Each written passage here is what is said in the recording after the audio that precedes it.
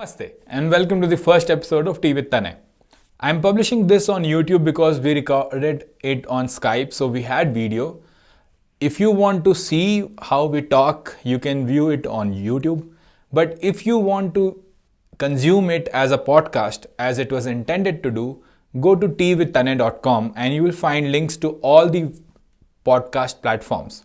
The link is in description as well. I hope you enjoy this and I hope you learn a lot from this episode. Many more episodes are going to come. Please leave comments, like, share, subscribe, do all of these things. Show me your love and I'll create more and more content for you. Thank you. Bye. Welcome to the second episode of Tea with Tanay. Conversations which are worth having over a tea. And I hope you are having a tea because clearly we don't have, even though we have a total tea lover on our show tonight. And before taking much time, let me introduce you to Priyadeep Sinha, and we call him PD with love. Everybody calls him PD. I think sometimes even his mother calls him PD. So PD is there, and he is my senior from college, and we know each other for a very long time, almost like for 10 years. He's one of the most well-read person I know. He's been doing startups since startups were not that cool, and he has inspired a generation of entrepreneurs in Manipal to do startups, to follow their own passion and their dream.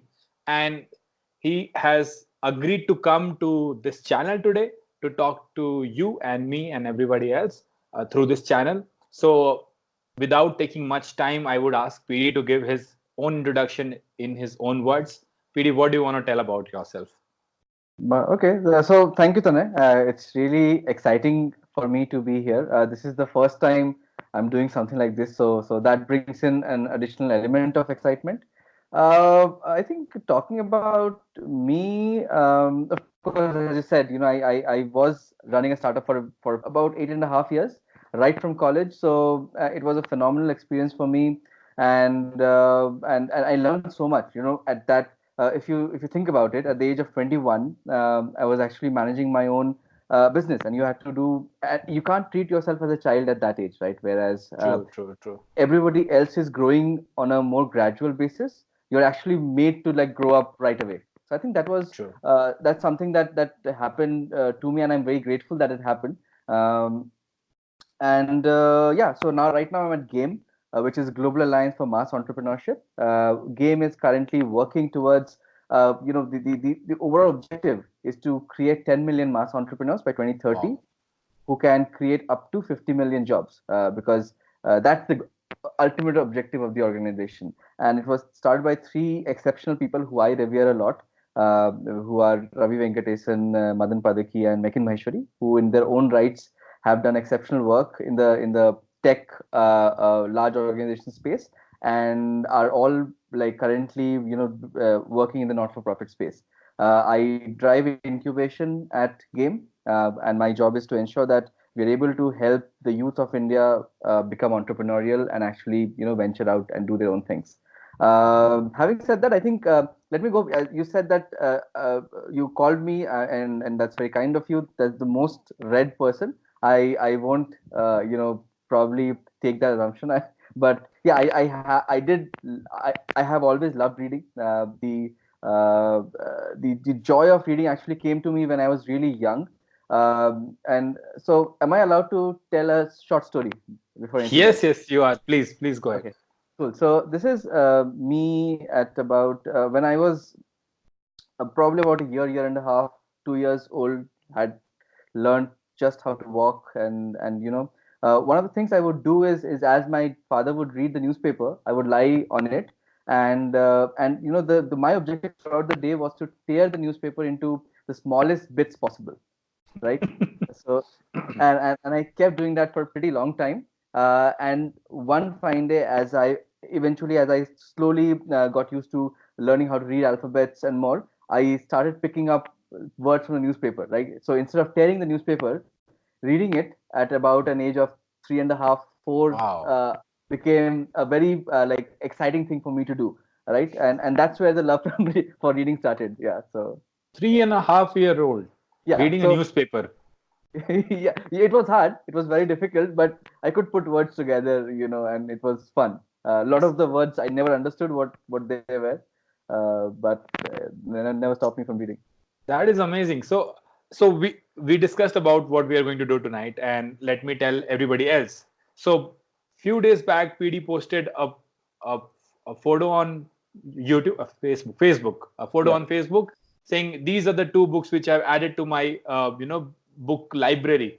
And if you can see in the background of even his background, he has like a big library of books. And whenever I go to his place, I'm like, oh my god, have you read all of this or is just for show off? And he's like, okay, you ask me anything and I know. And he's like, he's humble like that. So we thought, why not, a person who has read so many books on startup, books on motivation, books on science and technology, books on fiction, future, everything. I think he has read. I'm literally, he is the most well-read person I know personally. So a person who has read so many books, I thought, why not have this person on our channel? Because we, PD, right? We have a lot of people who are just into 15 to 21-year age bracket, Yep. which are the very formative years of their life, Absolutely. and I feel that books, they help you a lot when you read them. It's for 300 rupees or for 400 or 500 rupees. You get a lot of value, out of it if you go ahead and read that book. True. And that moment when I saw that Facebook post, I instantly commented on that post and, hey, let's do a talk on this. Like, what are your best books? And I'll also, like, I have read very few books compared to you, um, but we'll talk about what books we love and what books we should read, Yep. and what books are basically helpful at this age, at your formative years, when you are reading things, when you want to grow into whatever you want to grow into, right? Yeah. So I'll, as because PD started this, I have to tell one story of my childhood also, Yeah. just to level the plane, okay? Sounds good. So here is this thing, PD. So there's this book called Jeet Aapki, You Can Win, from Shiv Khera. Yeah. Yeah. And I read that book, I think I was 7 or 8 years old, very, very young. Nice.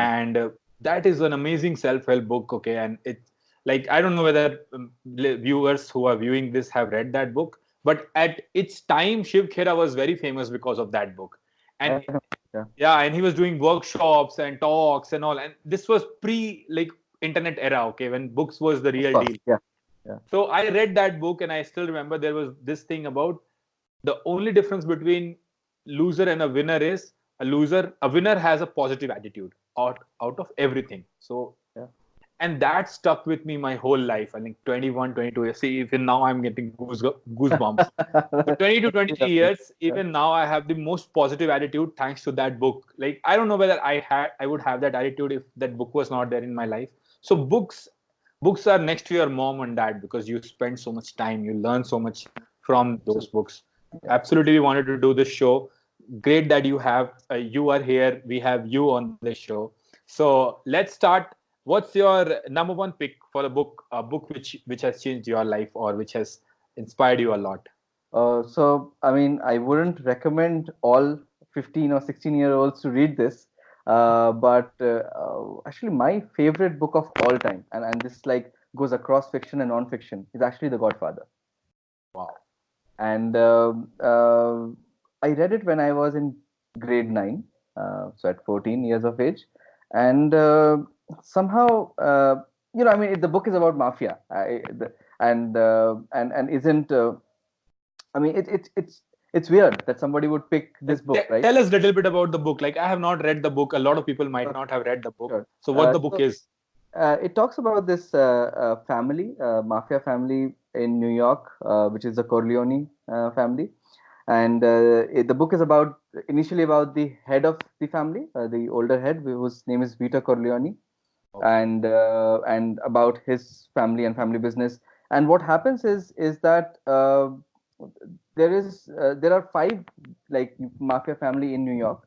This is the sort of post World War II phase. The United States is growing into a prosperous economy, and the mafia family actually controls different businesses, right? Okay. Somebody Oh. controls sports, somebody controls alcohol business, and all of that in the area. Like gangs of Wasipur in US, like rich So, people's gangs of Wasipur. or actually, a lot of inspiration for Sarkar has actually been taken from The Godfather. Oh, okay. Okay. Yeah. This I So, didn't know.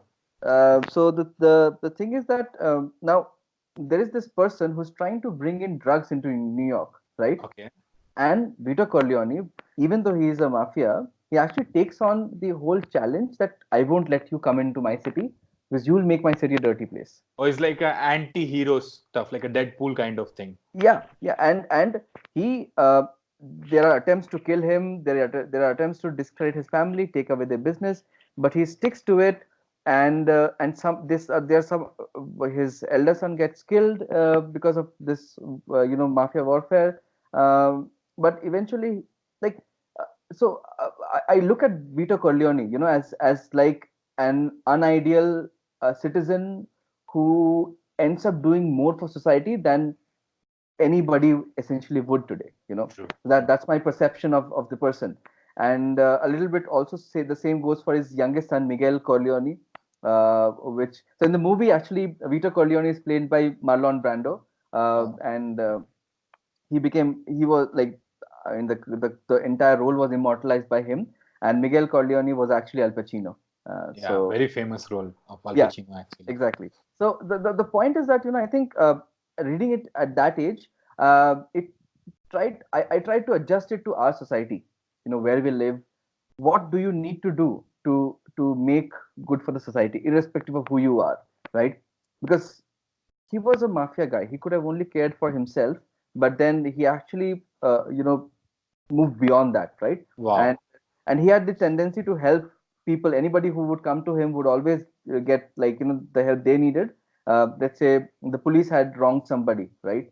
He would get it corrected. So the thing is, it was an alternate government system, probably something like that, but stuck very strongly with me, and I somehow felt that uh, you look at that, you look at society, and I found a lot of resemblances, and it has really inspired me to try and do more for people. So that's why, I mean, the book goes as number one for me. So the take you took out of a mafia book is that if a mafia can do good, why can't you? Yeah, Right? absolutely. That's amazing take. Like very few people can take something so positive out of a mafia book. That's a really nice Yeah. thing to share, I think. Thank you for sharing this. So your No, first book is The Godfather. yeah. Okay. And what would you say second book? Or if I have to ask it in a different way, what would you suggest a startup, like a lot of people who listen to these things Right. are thinking of a startup or a side hustle or a side project, Yeah. everybody wants that after especially the two beer head thing, that what was that, TBF pitches. Yeah. So if you really want to tell someone what to read for startups, what would you say? What's your favorite book regarding startups? So for startups, I mean, hands down, it's Delivering Happiness. Oh, This book is written by a guy called Tony Hsieh. He was the CEO of. He's still the CEO of Zappos. Zappos okay. was bought by Amazon for $1 billion. It Wow. essentially sells shoes online. Oh, So that's what the company does. And he wrote the story of how they built a completely customer centric organization. I think it like stayed very strongly with me. I'll actually narrate one of the instances that he mentioned in the book to you. sure, sure, sure, Uh, sure. and so Zappos is known for its customer service, and Tony is really proud of this, and he's sitting with some of his friends, advisors, and so they're having this conversation about, and he's claiming that Zappos's customer care service is like exceptional, right? Okay. So this is like late night in Las Vegas, in Mm-hmm. Nevada, where their headquarters is based, and uh, so one of his friends goes like, so if I call right now and ask for pizza, the best pizza in Las Vegas right now, you're saying that I'll get the right answer, and Mm-hmm. like, go ahead, make the call, right? So she actually calls into the Zappos helpline number. I forgot the name of the guy who received the call, but there was somebody who did, and she asked, "So where can I get the best pizza in in Las Vegas right now?" And this is a company that sells shoes, right? So his job technically is just to talk about shoes, right, and True, nothing else. true. His reply is, why don't you give me 5 minutes? I'll figure out which are the best places to order pizza from, and I'll call you back. So the guy actually goes out, finds searches, finds which is which are the best pizza places according to him, calls back and says, okay, so these are the places that are open right now, but my suggestion is you should take get the pizza from this place, right? Okay. So that this is a it's a customer care executive, right? People who are probably placed pretty low in the order in the organization, right? Even that guy cares about the brand so much that he does it. He doesn't know that there is like Tony Shea sitting there, right? Or that these are all very powerful people, right? But he does it because somebody calls and asks him for help, right? And that's the culture that Zappos has. In fact, Zappos lets its employees decide what salary they should get, Wow. justify it, and they'll get that salary. Wow. That's amazing. So I've never heard of it. That's it's awesome. phenomenal. I mean, I've tried to, like, when we ran Kilovators, the whole objective and goal was to be such a company that actually takes care of its customer to absolute extreme degree, and this is what the book taught me. Wow. So your first choice of a startup book is Zappos book, Delivering Happiness, right? Yeah, I remember you have talked about this on LinkedIn, on Facebook multiple times since absolutely. I've been following you for a long time. Obviously, this has been with you for a long time, and this is true. I mean, any organization, if you do not care about your customer, then what are you doing? Like, Exactly. if you see today, the reason Flipkart is getting ranked so low after Amazon is because Amazon's customer service is just amazing. They Yeah. know how to take care of you. Like, I don't know about pizza story, but at least anything which you call and say Amazon, and we have our friends also having the same problem. Like, they will receive something on Flipkart and there's nobody to take care and nobody to take ownership of your problem. Yeah. But the same thing, if you call on Amazon, they take care of it. So from big to small businesses, and this is same if you go to, like, if you in Bihar, in Patna, if you go to a shop, you Yeah. go to those shops where they talk to you very nicely and say, "Arey, sir, what will you do? What will you take? Let's see." So you have that customer relationship, whether you're a big company or you are a shop owner. That is very important, and Yeah, I yeah. In think fact, like, if I could just add on to this, if you look at, there are a lot of companies in India who are outsourcing customer service, true, right? true. And it doesn't make sense to me. I'll just give you an example. Like, compare between Tata Sky and like a Vodafone or an Airtel, right? Tata Sky is phenomenal in terms of customer service because it's still internal, right? And they deeply care about it, right? And the other orgs don't. And when you call at either Vodafone or Airtel, you're actually pretty much like pissed off, True. with how the call goes. But if you look at in Tata Sky, I mean, you have any issues, they're always busy solving it for you. So even in India, I think some companies have built on this value really well. That's true. That's true. That's why some of these foreign companies are beating Ola and Flipkart because of the customer centric approach. And I'm glad that, again, see, this was not an expected answer, because when you talk about startups, people say, "Hey, iJobs or Steve Jobs or some books from Steve Jobs." Yeah. Rationalizing a behavior which should not be rationalized, like a rude person talking rudely because he's very creative. So I'm really thankful for coming up with an answer which is more better to impersonate, or to have an impression of. Thank you so much. And what would you recommend as a second book, like, if someone wants to read another book on startups or how to do startups right, what would you recommend there?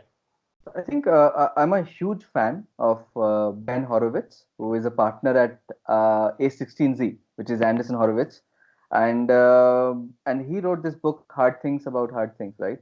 Oh, So that's like my second pick in for a book, because as a startup founder, I went through quite a lot of hardships, because I chose education sector to work in. It's not one of the easy sectors to operate in and try and grow. And that book sort of gave me a lot of confidence, because this book talks a lot about the time when Ben Horowitz ran, Loud Loud Cloud. Yeah, that was the company's name, and they went through so many bad times, right? okay. And I love that part where he talks about a peacetime CEO and a wartime CEO, right? startup CEOs are all, or founders are all wartime CEOs, right? Oh, There is no time for niceties. You have to be very focused, and the best part he says is, you cannot take all the burden on your shoulders, right? It is good to share the burden with as many brains as possible, and he practiced that at Loud Cloud, and I think I love that, and which is why at Innovators, be it good times or bad times, the team always knew what we were going through, true. and they took ownership of that entire process. In fact, when we were like pretty much deciding to like close down the operations, a couple of team members from the team said that we can still run it, and they came with that extreme enthusiasm, and because they felt being a part of it, right? So I think that is something I picked from the book extensively. There were a few other lessons which talked about uh, you know uh, a good CEO always knows when to lay off people and how to talk to them, right? And I think that is exceptional because I also personally experienced this back in 2013 of late 2013 when we had a team of 19 people at GyanLab, and we had to let everybody go because we were shutting that business unit down. And it was my fault that it was going down. It was not their fault, right? and True, and true. and letting go of people in a way, saying that oh, you're not wanted, so that's why I'm letting you go, versus saying, hey, I'm sorry, I messed up, but I have no other option to let you go, but here's what I can do for you, right? And it brings a stark difference in how people look at you then. And I was 24 years old when this happened, so the point is, I knew about this bit of Loud Cloud a little bit earlier before the book released, and I took a lot of cue from him and his lessons at this org, So which is why this is my second favorite book in the startup world. Wow. And for our viewers who have or listeners who have missed A16Z, is basically a way of writing things wherein you take the first letter and the last letter and put a number, like whatever the number of letters are in between. So you say accessibility is A11Y and Kubernetes is K8S, Yeah. and same way whatever his name was, I forgot his name. So Um, Anderson Horowitz. So there are yeah, like 16 alphabets. 16 alphabets in between, so A16Z. That's how that's a company thing which I very recently came to know. I thought I would want to share with all of you. That's a good one. I actually did not know about this, that there are other words that you can actually say in a similar manner, So any So, word actually these days, it's all from Twitter. So you have oh, a okay. word, right? Wow. And you have a word limit on Twitter. So you do this and people start using that, and then everybody knows that K8S is Kubernetes or A11Y is accessibility, Wow. things like that. So that's there. I and what you were saying, right, about about sharing things with people. I was reading this book from Adam Grant, Originals. It's an amazing book Yeah. actually, and they were Yeah. talking about the Parker, the what do you call, the glasses manufacturer, right? And they Yeah. were saying that one thing, Bobby Parker, right? Moby Parker, yes. Bobby I Parker. So the one thing which stuck with me is they said that one thing which the CEOs always do right is they ask for opinions and they ask for problem solving from other people, because four founders are there for that, and four founders can be very intelligent, but they cannot be as intelligent as 200 people who are working in the team. So Yeah. obviously outsourcing and giving ownership of the startup, or it's not about startup, any idea, even if you're working in a company, in a big company, having more people putting their brain onto your problem, even in life, it always helps. So it's a really good thing which you shared. And I'm coming to to the next question here.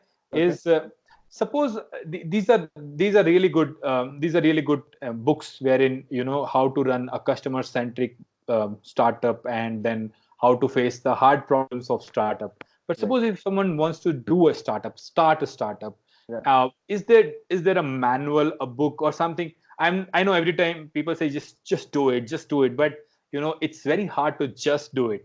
I mean, Yeah. you did it at an age wherein you got into incubation, and you had people helping you Sure. throughout. Like, very Yeah. lucky there. I mean, Yeah. the, Yeah. the kind of people who have formed you, you are very lucky there. But suppose if someone is listening to this and they want to start a startup, Right. is there a manual, a book which you would recommend for those people?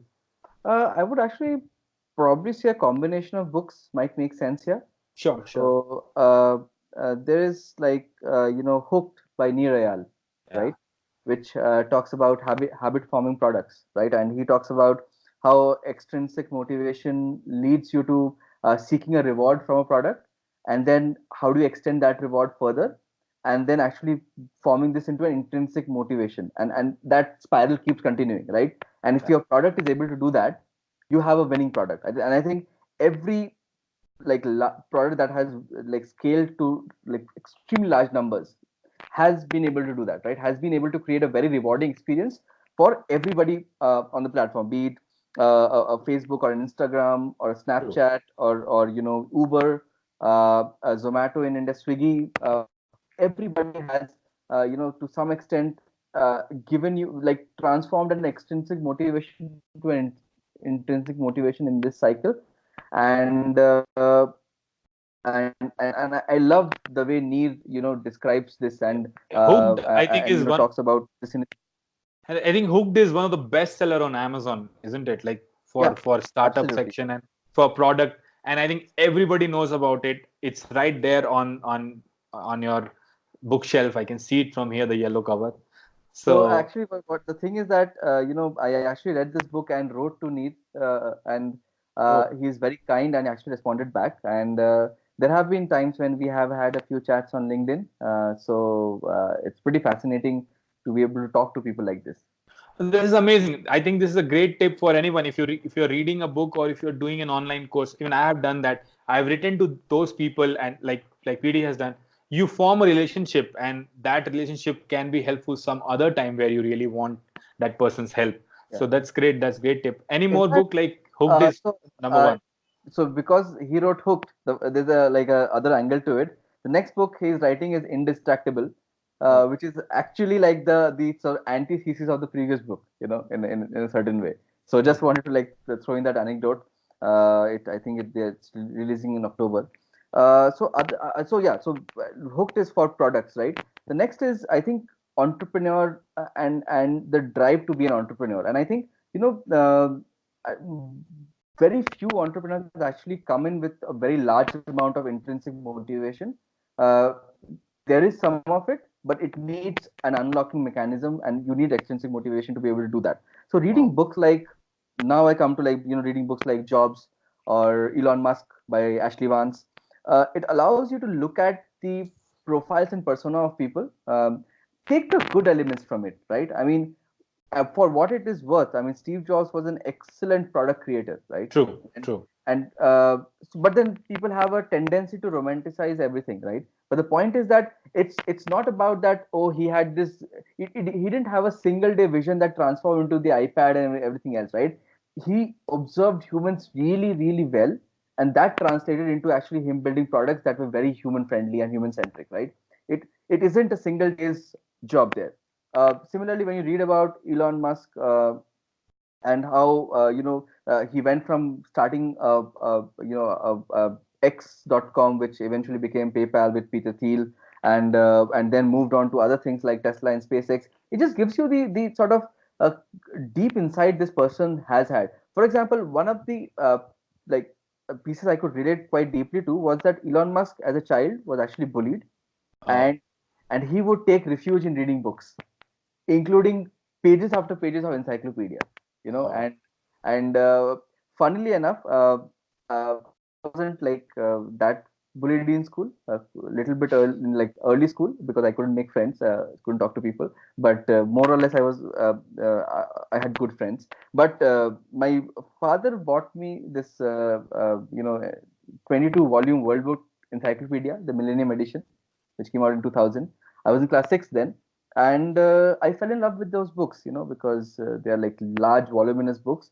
And what I have done is, till I was in grade 12, and this is like pre-internet, right? So you don't have internet at all times at your disposal. I was able to not completely read through, but go through at all the pages of the book twice Wow. within that 7 years time span. So I related that quite a lot to Elon Musk in that book. But then, so this is about personas of people, and being able to understand how they are, what they come from, and actually adds a lot of extrinsic motivation for people to start, right? So I'll just draw everybody's attention on the fact that when he was in grade 12, there was no internet. Okay, so that old he is, and I mean, so there was internet, but it was dial-up, so you you had see to. how old. Like, can you Yeah. imagine a time wherein you do not have internet on your phone, and he was in grade 12 that time. So just think like how old. And one more thing, I just want to add some of my things here. And same when I was growing up, right? I had this book big bookshelf, and I was reading a lot of books. My mom used to buy all sorts of books, mostly in Hindi though, because my mom is an avid Hindi reader. And my uncle, he bought me that children's knowledge bank, that whole box set. Yeah. And I was so fascinated with that book because I think my first love with science, which came into computer science later on, is because of that book. So if you have a young kid, or if you're an uncle of someone who is listening to this, please go ahead and buy these books and give this book set to your nephew, niece, your son, your daughter, because you don't know how much value this creates in someone's life. You can only reflect it after 20 years. Yeah, It, that's it true. cannot come before that. So that's a great point. Thank you, PD, for bringing this out. I love this conversation because this is not at all scripted, and really good things are coming out of this convo. I think you are enjoying this too. I love And let's move to the. So you said first is hooked. If someone is starting, the manual would be hooked. Then go and get that in extrinsic motivation, right? Yeah. From Steve Jobs and from Elon Musk and all these people who have done great, phenomenal job. Everybody's hero in startup space. And I liked how you said that take the positive things, to not romanticize everything, like Yeah, like absolutely. 100 hours of Elon Musk, or Yeah, whatever Steve Jobs was doing. true. So great. And any more thing to add to this? There's another book called The $100 Startup by Chris Gillibaugh, and I think he has traveled to every country in the world, and he puts in short pieces on a lot of different things that you can do. Okay. And this book it's really small. It's very quick. You can finish it off in a 3-4 hour span, and I think it's good to read something like this while you're starting up. It's really fascinating to be able to read something like that. Wow. There are others like, for example, a lot of entrepreneurs believe that the world is going to the dogs, right? And which is why you need to wear a cape and like be the hero and save it. Mm-hmm. Uh, it's not that, I mean, we so which is where factfulness comes in, and I think that's one of the books that you saw, right? So I'm currently actually reading it, and from like relating this to actually founders and young founders who are starting out. There are 13 questions in the first chapter of this book, Okay. right? And it asks you questions like, um, it says, yeah. So like there's a question which says, how many 1 year old do you think have been vaccinated against at least one disease in this world? And the options are, I think, 20%, 50%, 80%.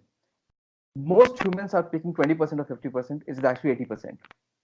I was going to pick 80%. You should have let me answer it actually. Oh, okay, But I'll throw another question at you, please, and let's see if you can do this. So let's see. So where do you think most of the human population today lives in? In low income countries, in mid income countries, or in high income countries? low income countries, right? Because India is a low income country, and we are That's like every seventh person is Indian. that's actually untrue, because it's a medium income country. India actually is a medium income country. Oh, is China it? and India both. Yeah. Wow, wow. They're See, they're moved. Like a few years back, till a few years back, giant panda, black rhino, and the tiger were all extremely endangered species. So mm-hmm. how many of these three are actually extremely endangered today? Giant panda, black rhino, And tiger, and tiger. Tiger, I don't think is extremely endangered anymore. right? Good. I don't know about the other two, but I can hazard a guess. Let me see. I think black panda is not extremely endangered anymore, but rhino I think is still endangered. I So just actually, just guessing out there. so all three of them are borderline, but Oh, none of them are extremely endangered anymore, right? wow. So Nice. the giant panda project actually was taken up by China, and they made huge amounts of efforts into reviving their population, and they are doing an extremely good job of it. In fact, people can go on YouTube and check this out. So which is where the whole point about this the world that we live in has actually where we have been in the past, right? We are moving into a better space. We are like how Yuval Noah Harari in *Sapiens* says, right? We are in the most peaceful time in terms of our history we have ever been in. So I think you got to understand what problem you're trying to solve. Do not again romanticize the problem. Do not think you are a hero trying to save the world, but you are working towards making incremental gains to make this world a better place, right? Beautiful, beautiful. Yeah, exactly. And yeah, that's something I think it's good to know. But you are not. It's not good to treat yourself as a hero. So that's what I would say.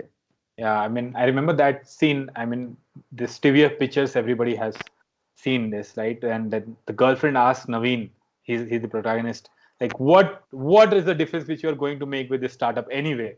And he Yeah. says, listen, this bottle you see, this bottle is not here because of one person. It's everybody has done a lot of work over the centuries. So you Yeah. can take water in a bottle and then drink out of it.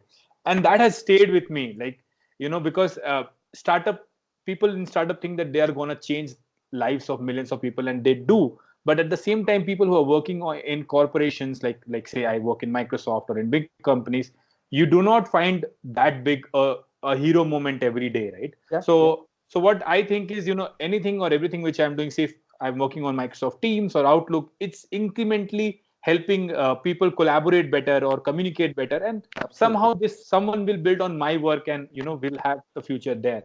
So definitely, this is a very nice book, Factfulness. I will read about it, and that's a good thing to go ahead with. So you're saying the Factfulness is one of your one in your list now? Are you saying that Yeah. after Hooked, you Absolutely. Factfulness is Yeah. also? So I'm on, I think I've done about 36 pages right now. So, but it's an easy book. So you can finish it off in a few hours, given its given time. I think I'll be done by the weekend. The $100 startup, that book actually, it sounds very catchy. Like what's in that book? Can you tell us a little bit?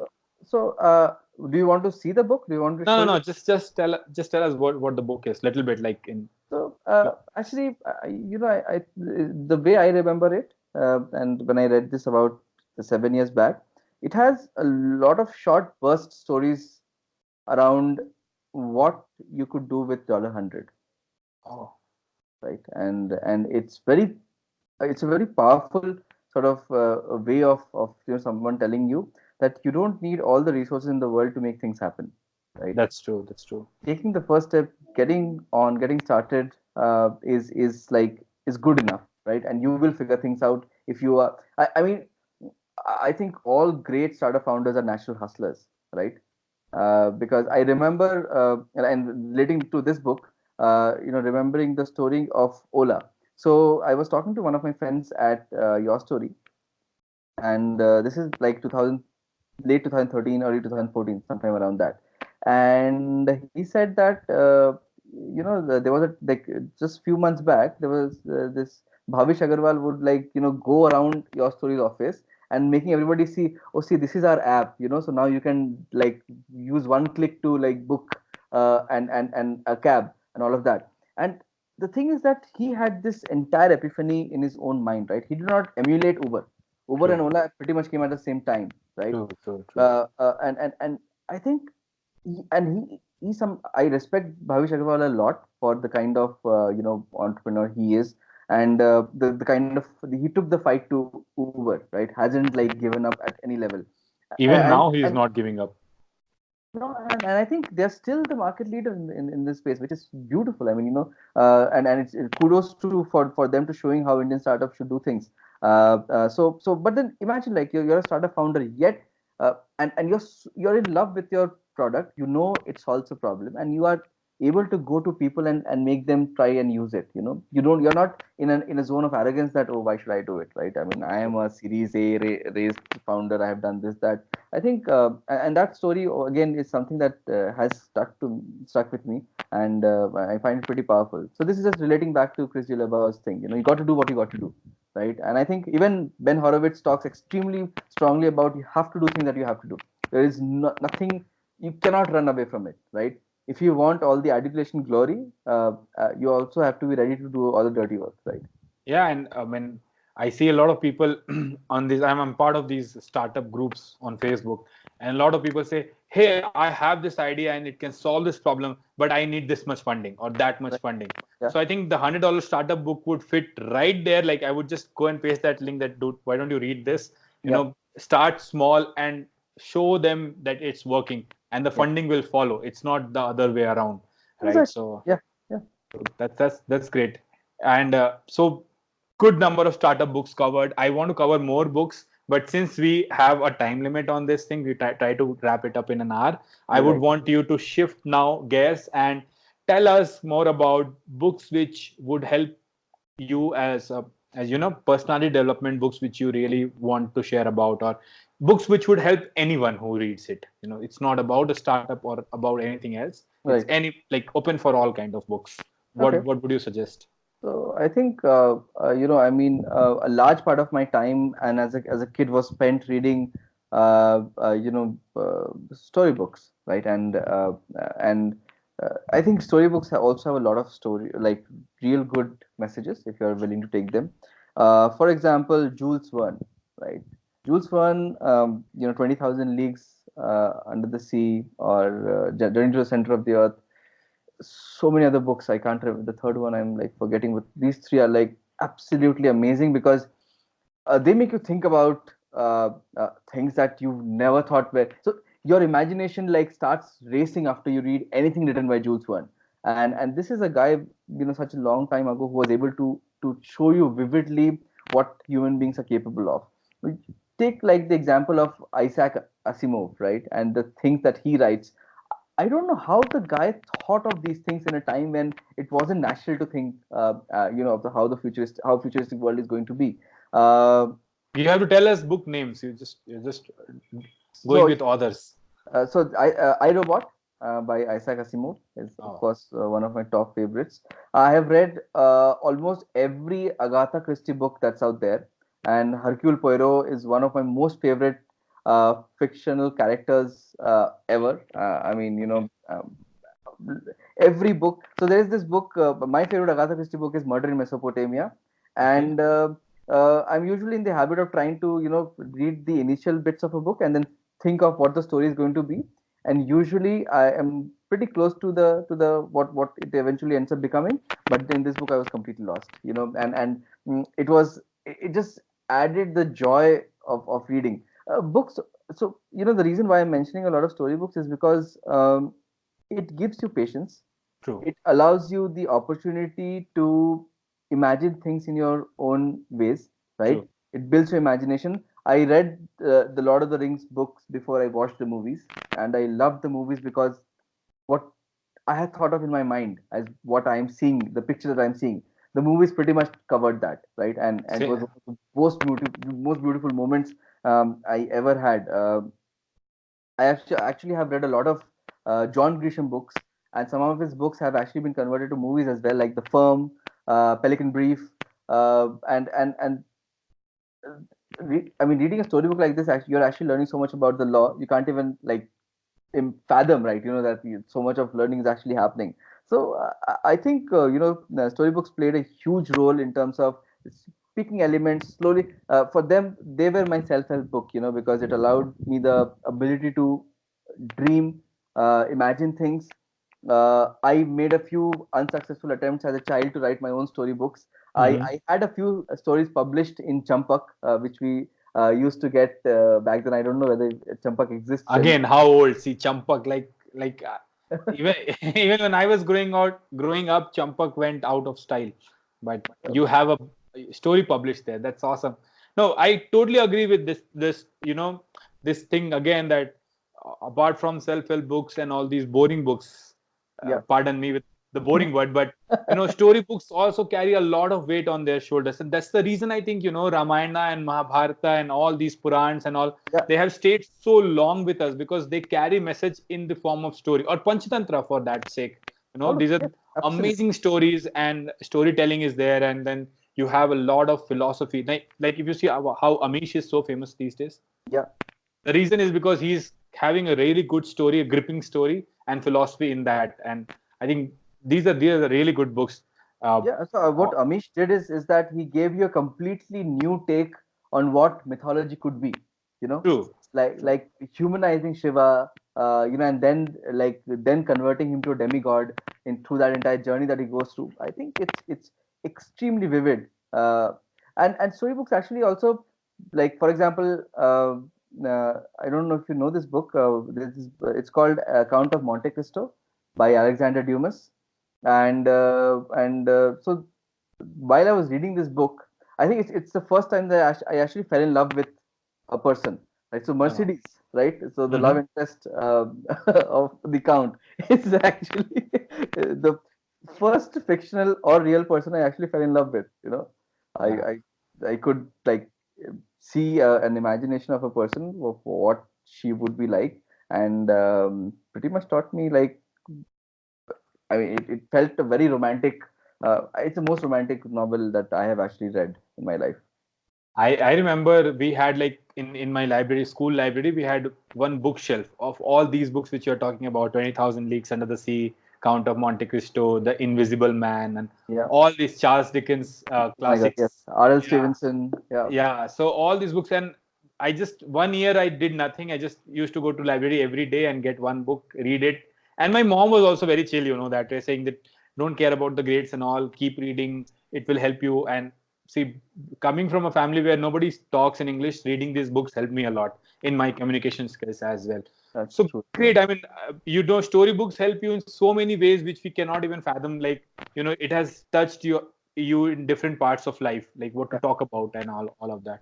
That's amazing. We had a great chat. We are running out of time. I wish we could do another set of this and we can talk about books and books more. I'm sure people would love it. If you are seeing this on YouTube, please comment about your favorite book and let us know what your favorite book is. If we are missing some of the, because obviously we have not seen all the books online. True. Let's see if there's a good book there out there. And if you're listening to this on the podcast or anywhere else, please do tweet to me at Tanay Pratap. And PD, how would people reach to you if they have questions apart from books and startups? If they want to reach to you, what's the way? So of course, thankfully, if you search Priyadeep Sinha, pretty much the only search result. So I am there on Facebook, pretty active. LinkedIn, I'm actually most active. Uh, Twitter, I am still learning how to use. Oh, Instagram, I'm quite active. And my mail ID, my personal mail ID is priyadeepsinha@gmail.com. Again, fairly simple. So anywhere people can reach out and I would love to like talk to them about their startups, their thinking about starting up, and if there is any way in which I can be of help, always happy to do that. that's amazing. I would put all these links in the description of the video, so you can always go and see these things. And this is amazing. I mean, I have seen you mentoring so many startups from past so many years. So I would it's say mentoring, but it's like you're trying to help them in the least possible way that you can. I mean, essentially, when you look at it, it's like, who are you? You are, who am I? I'm still a nobody. So, but then when people, I see young people looking for direction. I remember my time as starting up. And it's always a confusing space and time to be in. And you know, I don't think I have achieved anything sort of worthwhile in my life so far. I mean, I may not, I don't know, but I have learned a lot of great lessons wow. thanks to a lot of my failures and few successes. So I guess that's what I end up talking about to people. So, for a lack of better word, if you really need mentoring from PD, you can reach out to him.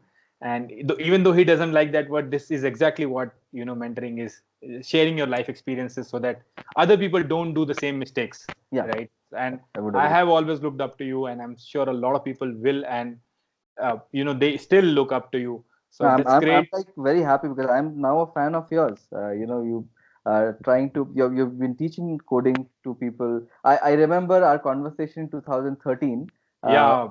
And I 14. keep telling that story, BD, to a lot of people. Like, the reason I came from networking to web development is because of PD, And let me tell you this That's again your is greatness. Yeah, it's because we met in a cafe, and I was looking for mentoring. Obviously, I was thinking of doing a startup wherein I would teach people, and I asked him, what should I teach which would make startups hire people? And this was, I think, 2014, I guess 2014 or 2013 time frame, somewhere that time. I think it's 2014, yeah. So, and he said that web development is a skill, Ruby on Rails or even Django is something wherein you can make a website, you can get hired. And 2014 was that my career took a turn. It's amazing how my career has shaped up thanks to him. And his I would like to point out that how good his insight was. Like in 2014 when he said web development is the next big thing, 2019 everybody's looking for JavaScript developers, web developers everywhere. Like you stand with a sign somewhere and you say I know JavaScript or I know web development, people will just take you home and buy you beer. So I think I'll just add a piece here. You might tell a lot of things to a lot of people, right? And there would be a very small percentage of that who would actually keep something in their mind and act upon it, right?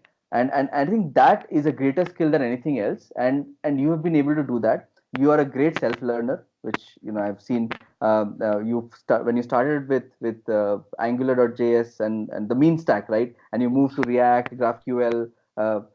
These are just okay. So these are just terms for me. I'm not a coder. I barely get this stuff. But and because of you, so I know a few words, right? I can see a piece of code and try deciphering it, whether what it means. Because whether it's React or it's Angular. So yeah, great.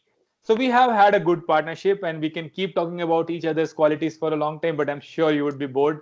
So, so cutting short this conversation, please follow Priyadeep, and he's not here for any more followers. What he's looking for, if people need help, he is there to help you, because he has got a lot of help in his life through people who are elder or younger, and he wants to help other people by just giving back. It's his way of giving back.